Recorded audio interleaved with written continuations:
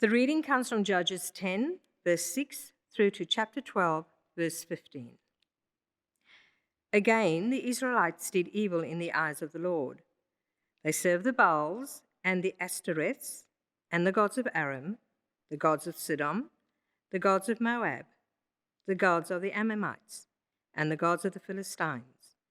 And because the Israelites forsook the Lord and no longer served him, he became angry with them. He sold them into the hands of the Philistines and the Ammonites, who that year shattered and crushed them. For 18 years they oppressed all the Israelites on the east side of the Jordan in Gilead, the land of the Amorites. The Ammonites also crossed the Jordan to fight against Judah, Benjamin, and Ephraim. Israel was in great distress. Then the Israelites cried out to the Lord, "We have sinned against you, forsaking our God and serving the Baals." The Lord replied, "When the Egyptians, the Amorites, and the Ammonites, the Philistines, the Sidonians, the Amalekites, and the Maonites oppressed you and you cried to me for help, did I not save you from their hands? But you have forsaken me and served other gods. So I will no longer save you. Go and cry out to the gods you have chosen. Let them save you when you are in trouble." But the Israelites said to the Lord, "We have sinned. Do with us whatever you think best, but please rescue us now." Then they got rid of the foreign gods among them and served the Lord, and he could bear Israel's misery no longer. When the Ammonites were called to arms and camped in Gilead, the Israelites assembled and camped at Mizpah. The leaders of the people of Gilead said to each other, "Whoever will take the lead in attacking the Ammonites will be head over all who live in Gilead." Jephthah, the Gileadite, was a mighty warrior. His father was Gilead. His mother was a prostitute. Gilead's wife also bore him sons, and when they were grown up, they drove Jephthah away. "You are not going to get any inheritance in our family," they said, "because you are the son of another woman."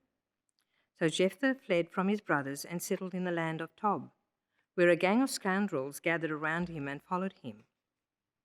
Some time later, when the Ammonites were fighting against Israel, the elders of Gilead went to Jephthah from the land of Tob. "Come," they said, "be our commander so we can fight the Ammonites." Jephthah said to them, "Didn't you hate me and drive me from my father's house? Why do you come to me now when you are in trouble?"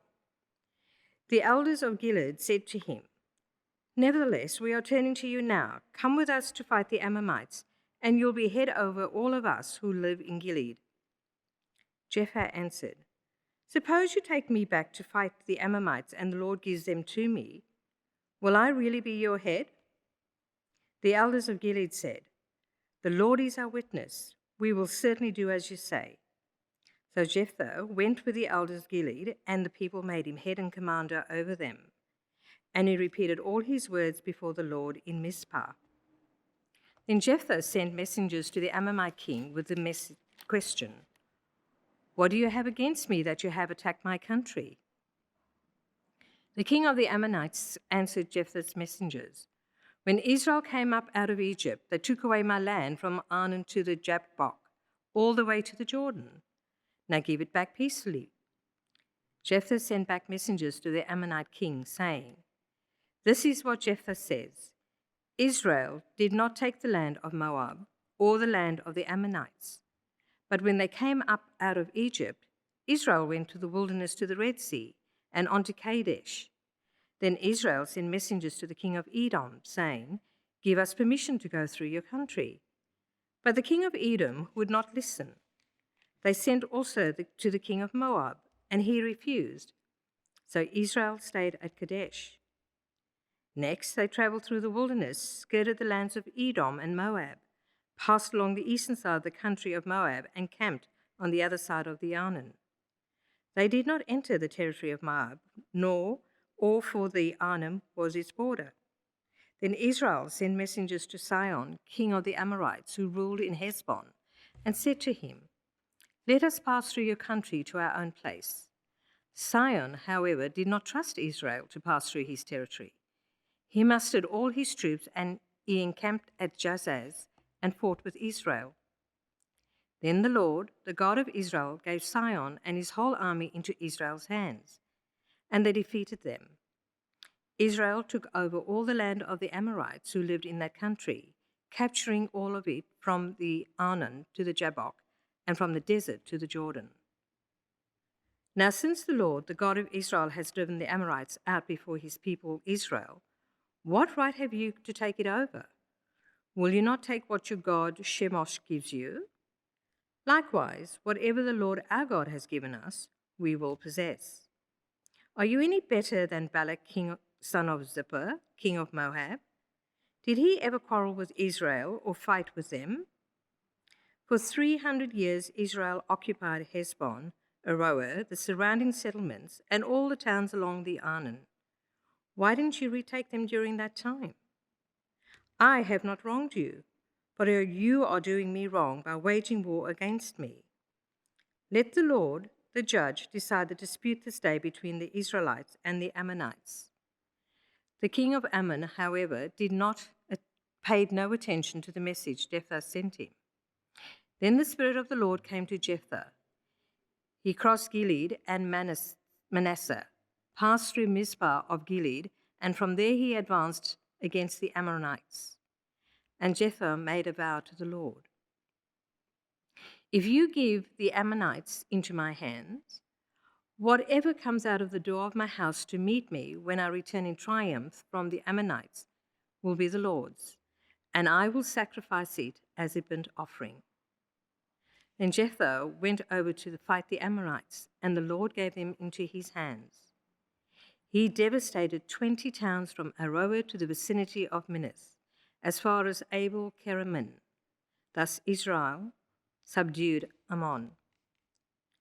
When Jephthah returned to his home in Mizpah, who should come out to meet him but his daughter, dancing to the sound of timbrels? She was an only child. Except for her, he had neither son nor daughter. When he saw her, he tore his clothes and cried, "Oh no, my daughter, you have brought me down, and I am devastated. I have made a vow to the Lord that I cannot break." "My father," she replied, "you have given your word to the Lord. Do to me just as you promised, now that the Lord has avenged you of your enemies, the Ammonites. But grant me this one request," she said. "Give me 2 months to roam the hills and weep with my friends, because I will never marry." "You may go," he said, and he let her go for 2 months. She and her friends went into the hills and wept because she would never marry. After the 2 months, she returned to her father, and he did to her as he had vowed, and she was a virgin. From this comes the Israelite tradition that each year the young women of Israel go out for 4 days to commemorate the daughter of Jephthah, the Gileadite. The Ephraimite forces were called out, and they crossed over to Zaphon. They said to Jephthah, "Why did you go to fight the Amorites without calling us to go with you? We're going to burn down your house over your head." Jephthah answered, "I and my people were engaged in a great struggle with the Ammonites, and although I called, you didn't save me out of their hands. When I saw that you wouldn't help, I took my life in my hands and crossed over to fight the Amorites, and the Lord gave me victory over them. Now why have you come up today to fight me?" Jephthah then called together the men of Gilead and fought against Ephraim. The Gileadites struck them down because the Ephraimites had said, "You Gileadites are renegades from Ephraim and Manasseh." The Gileadites captured the fords of the Jordan leading to Ephraim, and whenever a survivor of Ephraim said, "Let me cross over," the men of Gilead said, "Are you an Ephraimite?" If he replied no, they said, "All right, say Shibboleth." If he said Sibboleth, because he could not pronounce the word correctly, they seized him and killed him at the fords of the Jordan. 42,000 Ephraimites were killed at that time. Jephthah led Israel 6 years. Then Jephthah the Gileadite died and was buried in a town in Gilead. This is the word of the Lord. Thanks be to God.